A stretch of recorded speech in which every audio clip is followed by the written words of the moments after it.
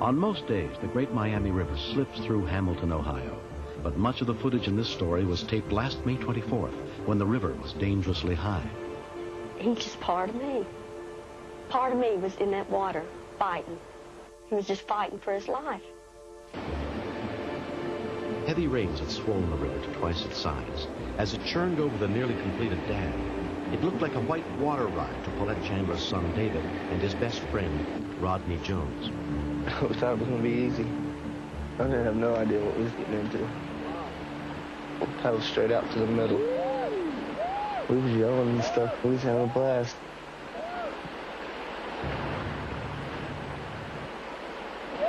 And then we started going towards the dam. We was just paddling, paddling, and paddling.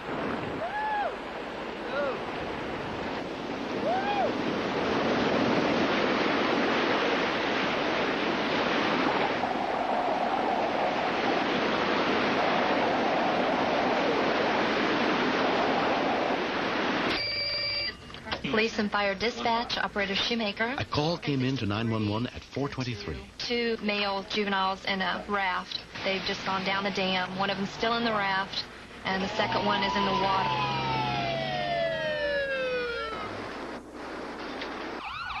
308-27 being rafted down. Rodney had been incredibly lucky. When the raft flipped over, he was dragged 70 feet underwater by the powerful currents at the base of the dam, then pushed clear. But David was trapped and could only try to hold on.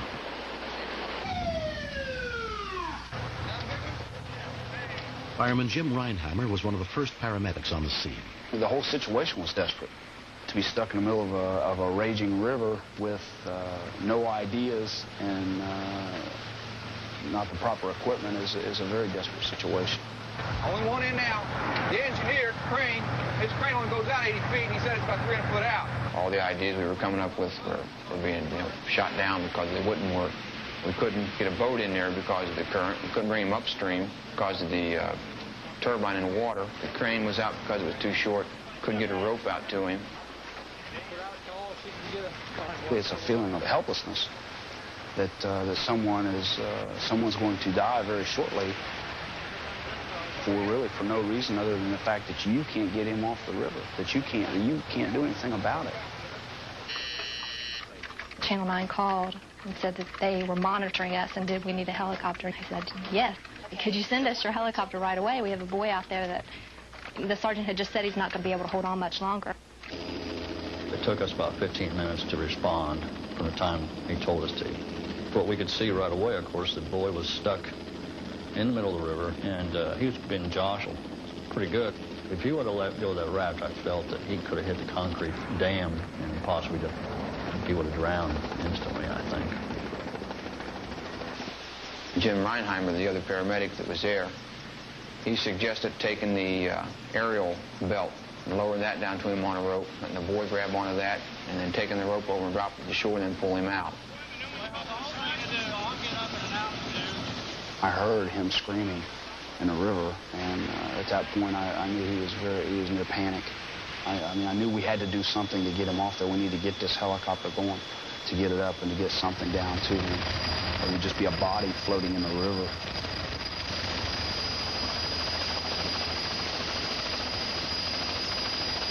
To try to lower a rope right to a person in a river is not as easy as it might seem. The problem I had, I could not see the boy once I got over the top of him because I couldn't look out my window. Because if I moved over too far, then I could see him, then the rope was too far away.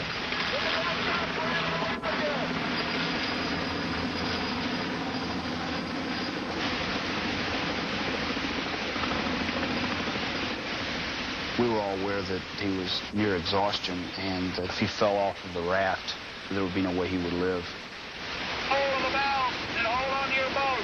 Don't let go of the boat. Bill maneuvered the helicopter upriver just a little bit, and the idea, all he had to do was get in line with the victim in the river, and then when he was right in line, it was to drop the weight in the water at just the right time so it would flow in the river to him.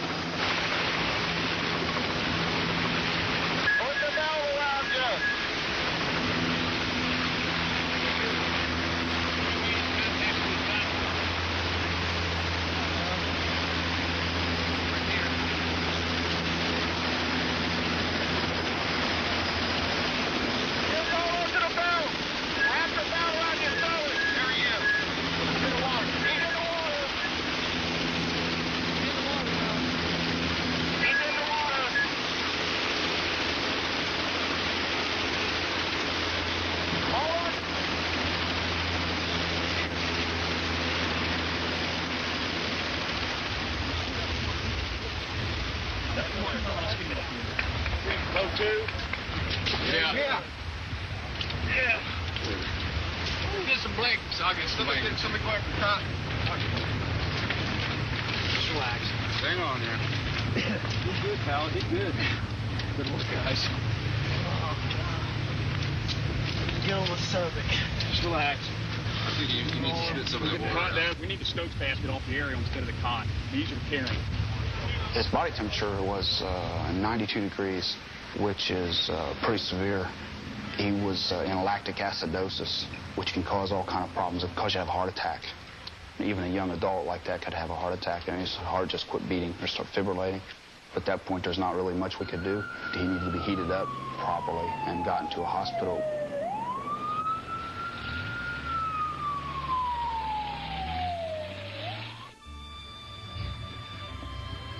David and Rodney are still best friends, as they have been since kindergarten, but they don't go out on the river anymore.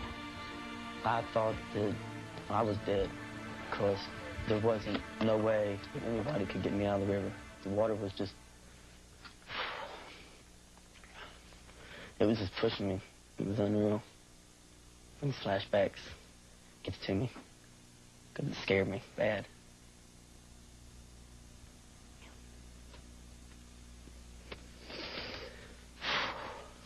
Man.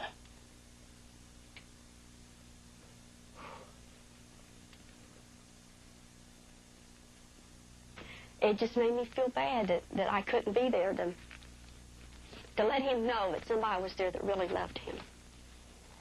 I mean, I might have done more harm, I don't know, if I'd been there.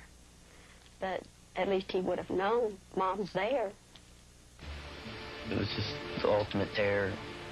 And that fireman, he done the rest. Without him, I would have drowned. Next,